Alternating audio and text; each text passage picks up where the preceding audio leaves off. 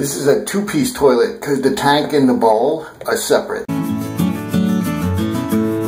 Okay? There's also a Class 5 as a one-piece. Looks very similar, but it's a one-piece, which takes a different flapper. Notice how this one says for two-piece. There's your part number.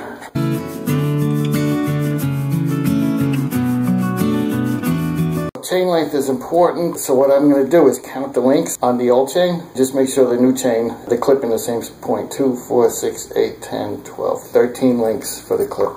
2, 4, 6, 8, 10, 12, 13. And put our clip at 13. Double check. 2, 4, 6, 8, 10, 12, 13.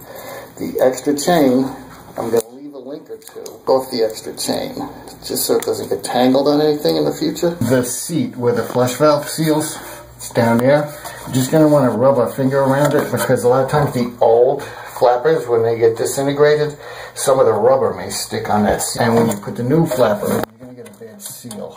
Put the rubber ears on the little tabs.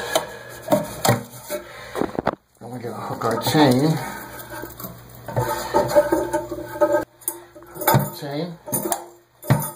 Check operation. Turn our water back on.